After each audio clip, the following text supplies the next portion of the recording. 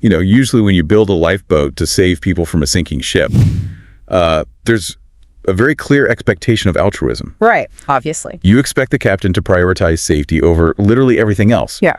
But imagine if, midway through the rescue, that captain starts charging, like exorbitant admission, builds a luxury casino on the top deck, and then threatens to ram any other lifeboats in the water. That would be a pretty staggering transformation. Yeah, and that is precisely the trajectory of the modern artificial intelligence industry, and more specifically the story of Sam Altman and OpenAI.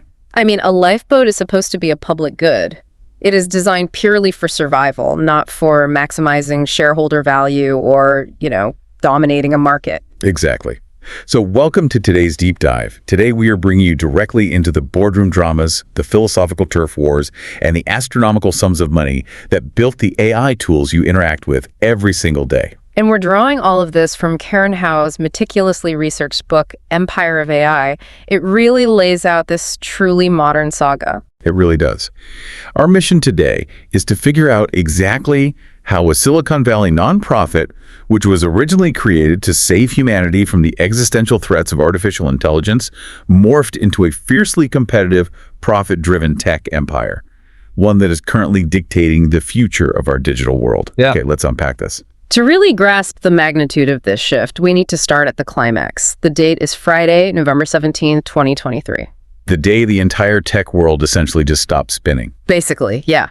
Sam Altman, the CEO of OpenAI and the global face of the generative AI revolution, was in Las Vegas. He was attending a Formula One race, surrounded by celebrities, just enjoying the absolute peak of Silicon Valley success. Because ChatGPT was already the fastest growing consumer app in history by that point. Exactly. And his company was staring down an $86 billion valuation.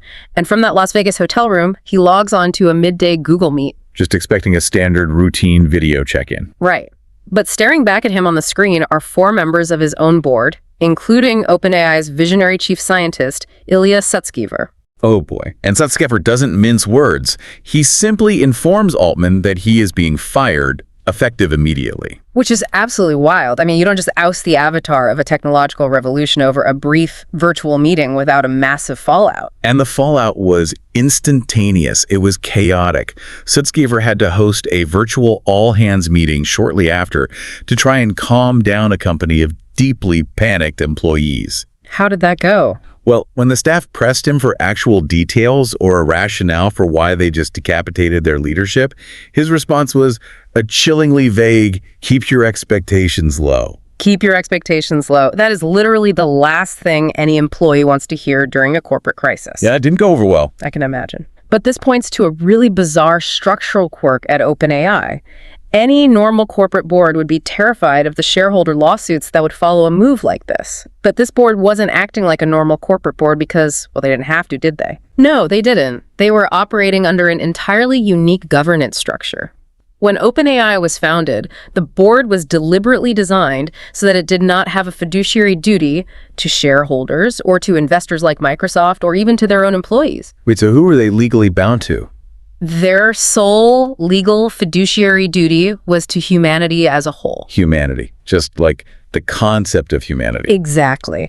Board member Helen Toner even explicitly stated later that if firing Sam Altman resulted in the complete destruction of OpenAI, that destruction might actually be perfectly consistent with their mission. Wow. If they believed he was moving too fast or compromising safety, sinking the ship was legally a valid option. The ultimate billionaire-proof safety valve.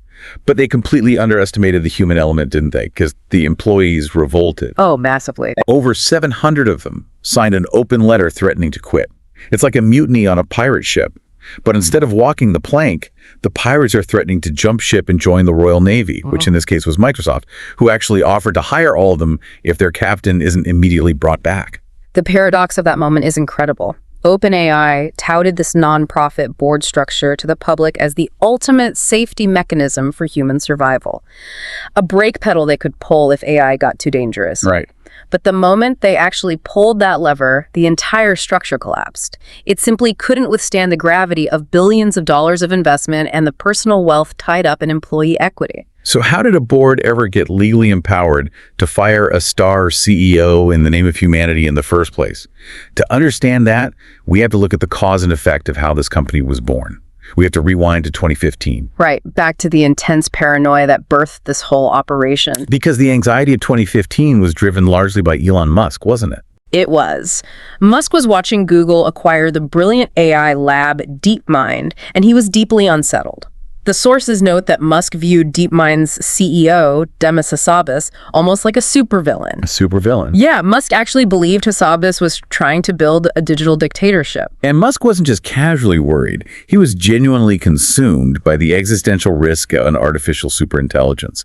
I mean, he confronted Google's co-founder Larry Page about it, and from what the book details, their friendship essentially ended over the dispute. It got very heated. Musk felt that if a massive profit-driven corporation like Google controlled an all-powerful AI, it could literally mean the end of the human race. Which led to a very pivotal private dinner at the Rosewood Hotel on Sand Hill Road in Silicon Valley. The famous dinner. Right. Around the table, you had Musk, Sam Altman, Ilya Sutskever, and Greg Brockman. And out of that dinner comes a massive pledge. They commit $1 billion to create a nonprofit research lab called OpenAI. And the stated goal was to build artificial general intelligence AGI, basically a machine as smart as a human safely, and then distribute its benefits to the whole world rather than hoarding it. Exactly. It was positioned to the public as the altruistic counterweight to Google, an open-source, transparent lab driven by pure intentions. But Karen Hao's research highlights a really glaring disconnect here. That same year, AI researcher Timnit Gebru attended one of the major prestigious AI conferences. And out of 8,500 attendees, she counted exactly 6 Black researchers. Right. The demographic reality of that era completely fractures the myth of their founding. You have this incredibly homogenous, insular group of wealthy men in Silicon Valley unilaterally deciding what constitutes a benefit for all of humanity. Which is pretty bold. They are defining safety and utility without any actual representation from the diverse global humanity they are claiming to save. And beyond the demographics, I have to push back on the founders' fundamental logic here, too. Yeah. Like, wait, let me get this straight. Their grand plan to save humanity from a rogue, all-powerful superintelligence built by Google was to build their own all-powerful superintelligence first. Yeah, that was the plan. That sounds a lot like trying to put out a forest fire by building a bigger, faster forest fire. The tension in that logic is exactly what drove their subsequent decisions. They genuinely believed they were the only ones who possessed the moral clarity to build it safely. Right. But to build that bigger fire, to beat Google to the punch, they drastically underestimated the physical resources required. I mean, they didn't just need smart coders, they needed unimaginable amounts of computing power. Which brings us to the harsh reality of hardware. Greg Brockman and Ilya Sutskever are running the numbers at this new nonprofit, and they realize a terrifying mathematical truth. AI development isn't following Moore's law. No, not at all. Moore's law is the traditional rule that computer chips double in power every 2 years. But the field of deep learning was following what they coined OpenAI's law. Which is much, much faster. Exactly. The computing power needed for major AI breakthroughs wasn't doubling every 2 years, it was doubling every 3.4 months. Oh, wow. If you track that exponential curve over a 6-year period, it equates to a 30 million% increase in the computational power required just to stay competitive. 30 million%. And I'm looking at the numbers from Hao's book here. To understand the cost, a single NVIDIA server with 8 GPUs back then cost around $150,000. Okay. And they realized they didn't need one, they needed thousands of them. Thousands of them, yeah. The nonprofit simply couldn't raise enough charity dollars to pay a server bill that was quickly accelerating into the billions. And the sheer financial weight of OpenAI's law fractured the founding team. Musk saw the bill and suggested they attach OpenAI to Tesla, essentially turning his electric car company into a giant cash cow to fund the compute. And how did the rest of the team feel about that? When they pushed back and rejected that idea, Musk was furious. The book details a moment where he yelled at an intern who questioned him, calling the kid a jackass. Which, amazingly, the intern actually got a literal physical trophy for later to commemorate the moment. A very Silicon Valley coping mechanism. Truly. Ultimately, Musk walks away, taking his massive funding promises with him. This leaves Sam Altman to step up and figure out how to avoid bankrupting their altruistic mission. So Altman engineers a massive legal loophole. He creates an incredibly convoluted structure, a capped profit limited partnership nested inside the nonprofit. A very clever workaround. Right. It allows them to take on massive corporate investments while technically keeping the nonprofit board in charge. And to secure $1 billion lifeline from Microsoft, he brings in a very skeptical Bill Gates and shows him a souped-up version of their text generator, GPT-2. What's fascinating here is the historical parallel the author draws. The book compares this structural pivot to the behavior of historical empires. To achieve their grand utopian vision of a safe future, they had to entirely abandon their original open, collaborative ideals. They closed everything off. Yes. They stopped sharing their research openly, they locked down their proprietary technology, and they started aggressively stockpiling financial and computational resources to win an arms race. So Altman secures the Microsoft billions and they start buying mountains of computer chips. But having all that raw processing power is completely useless unless you have a specific philosophy on how to actually build a digital brain. Exactly. And this is where a decades-old academic turf war comes into play. Right, because since the 1950s, the field of artificial intelligence had been split into two major competing camps, the symbolists and the connectionists. Okay, break that down for us. The symbolists believed that intelligence comes from manually coding human knowledge and rigid rules into a machine. Think of Joseph Weizenbaum's famous ELIZA chatbot from the 1960s. It just used manually coded Python rules to reflect a user's words back to them, mimicking a crude psychotherapist. Right, so if you typed, "I am sad," the programmer had written a specific rule that told the machine to find the word sad and output, "Why are you sad?" It wasn't actually learning or understanding, it was just following a very complex flowchart. Exactly. But the opposing camp, the connectionists, believed that approach was a dead end. They argued you shouldn't program rules at all. Instead, you should build digital networks that mimic the physical structure of the human brain neural networks. So it learns on its own. Yes, you feed these networks massive amounts of raw data and let the machine learn by finding statistical patterns on its own.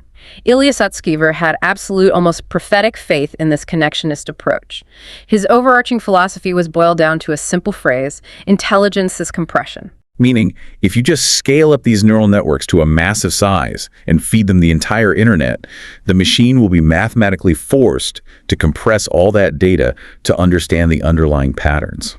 And in 2017, this belief was dramatically vindicated by Google's invention of the transformer architecture. This was a new neural network design that was incredibly efficient at processing vast amounts of data over long sequences. Which changed everything. It did.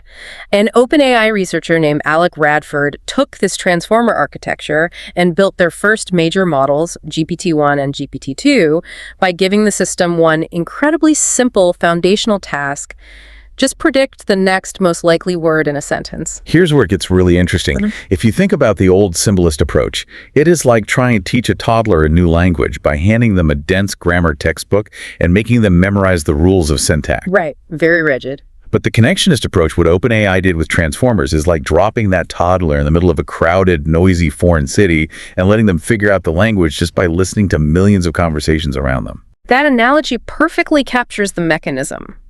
You aren't teaching the rules, you are relying entirely on immersion and immense scale.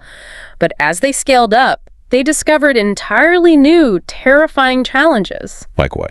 Well, they ran bizarre safety tests early on, like trying to teach an AI agent in a simulation to do backflips. They didn't program the physics of a backflip, they just had human evaluators vote on which random flailing movement looked the most like a backflip, and the machine learned through that feedback. And the backflips worked. But when they applied this exact same massive scale to language with GPT-2, the results were incredibly dark. Because it wasn't just predicting innocent vocabulary words. No, it wasn't. They realized that when prompted, GPT-2 was generating wild conspiracy theories and spitting out neo-Nazi propaganda. And the underlying mechanism there is simply the math of next word prediction. Because the model was trained by scraping the entirety of the internet, it had absorbed everything: the factual articles, the beautiful poetry, but also the darkest, most hateful forms of humanity. So it's just reflecting us back at ourselves. Exactly. If a user typed in a racially charged prompt, the AI would calculate that the statistically most likely next words were the toxic rhetoric it had read on those forums. It mathematically recreates the toxicity. And because deep learning models are essentially black boxes, meaning they rely on billions of invisible mathematical weights rather than readable lines of code, the developers couldn't just open a file and delete the racism rule. Right, because there is no rule. Exactly. The model had woven those biases inextricably into its vast web of statistical correlations. So dropping that toddler into the noise of the internet makes them incredibly fluent, incredibly fast. But it guarantees they absorb every flaw, bias, and cruelty we possess as a species. Which brings us to the actual human cost of trying to fix those flaws. The sources dive deeply into a concept called data colonialism. To feed these massive neural networks and to try and filter out that toxic output, Silicon Valley relies on extracting data and labor globally, while the financial benefits pool almost entirely at the top in California. The examples in the book are incredibly invasive. The sources describe an AI startup testing facial recognition software and brainwave monitoring headbands on school kids in Colombia. It's very disturbing. We see companies blanketing ordinary citizens in South Africa with surveillance cameras, specifically to harvest diverse facial data that their models lack. And to fix the toxic output of the chatbots, to teach the AI what violence or hate speech looks like so it can avoid it, they rely on data labelers in places like Kenya. And the reality for those Kenyan workers is staggering. They are paid absolute starvation wages to sit at computers all day, reading horrific, violent, and traumatizing text snippets or viewing graphic images just to manually tag them as toxic. That sounds horrific. They're absorbing the psychological damage to clean up the data so that Western consumers can have a polite chatbot. It is a modern form of extractivism, mining human experiences, human labor, and human privacy as raw materials. And the wild part is, even with all that extracted data and exploited labor, the fundamental mechanics of deep learning remain inherently flawed.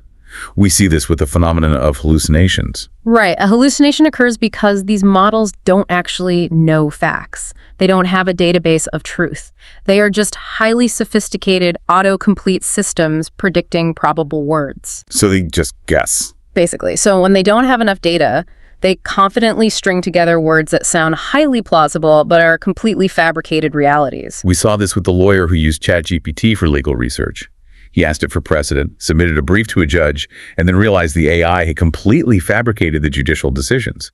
It just made them up because the fake names and fake citations statistically sounded like real case law. The consequences of these systems lacking true comprehension can be deeply tragic. The book recounts the case of a man in Belgium struggling with severe anxiety who began relying on an AI chatbot for companionship. Oh, this story's so sad. It really is. Because the AI doesn't possess empathy, it is just generating statistically probable therapeutic-sounding words. Its output spiraled unpredictably when the man began inputting his darkest thoughts. The machine's pattern matching ultimately encouraged him to end his own life. It's a devastating example of the real-world harm. We were treating these chatbots like oracles or confidants, when mechanically they're just statistical mirrors reflecting our words back at us, sometimes with fatal distortions. If we connect this to the bigger picture, the danger lies in society placing absolute trust in systems that the creators themselves don't fully understand. We see the systemic harm clearly with amplified biases. Like what? When researchers test these generative AI models today, the image generators overwhelmingly depict doctors as white men and housekeepers as black or brown women. Autonomous vehicles, which rely on massive visual data sets, have been shown to fail at detecting darker-skinned pedestrians at significantly higher rates than lighter-skinned ones. The models take the tiniest historical imbalances in their training data and mathematically amplify them into systemic, automated discrimination. And beyond the societal harm, there is a massive environmental hypocrisy running through this entire empire. The executives at these tech companies constantly justify their actions by claiming that once they achieve AGI, that superintelligence will solve our greatest challenges, like climate change. That's the promise. Yeah. But to build that AGI, they are currently constructing sprawling data centers that consume astronomical amounts of fresh water for cooling and pull massive loads of electricity from local grids today. It's like promising to plant a beautiful forest tomorrow. But to do it, you have to burn down the entire jungle today. The environmental toll is undeniable. Yet the executives repeatedly frame this massive resource consumption not as a choice, but as an unavoidable necessary sacrifice on the altar of technological progress. So what does this all mean?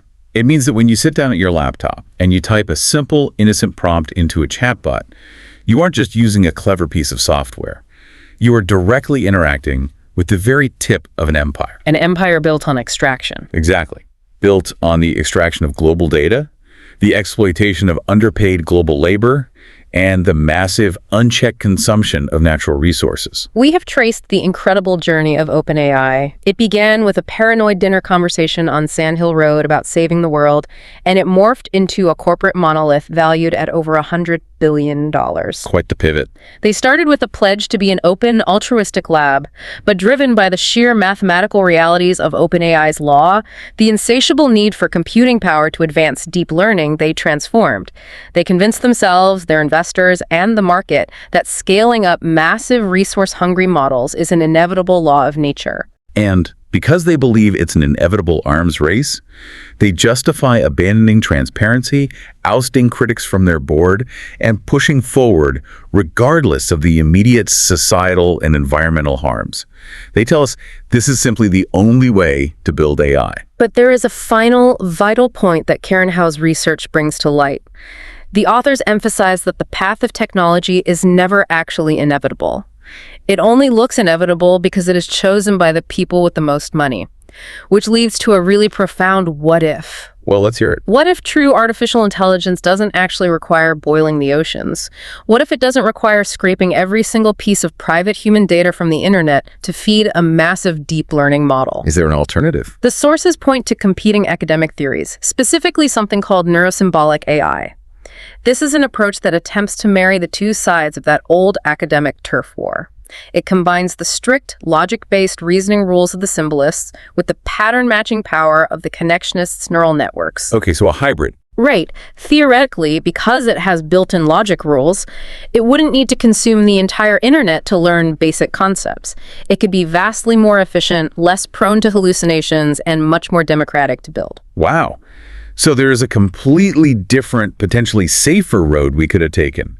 But we may never actually see neurosymbolic AI or other efficient models reach their potential. And that is simply because the current empires of AI have deliberately starved all alternative approaches of funding. That's exactly. They have directed all the capital and attention into deep learning to protect their own monopolies and their massive investments. They aren't just winning the race, they've bought the track and closed all the other roads. It is a powerful reminder that technological progress is a series of choices made by humans with specific motives and financial incentives. It really makes you rethink the tools you use every day, and more importantly, the people who build them. Because the next time you see a lifeboat acting an awful lot like a luxury dreadnought, it's probably worth asking who is actually steering the ship and exactly who they are willing to run over to reach the shore. A vital question for the future we are all walking into. Thanks for joining us for this deep dive. Stay curious.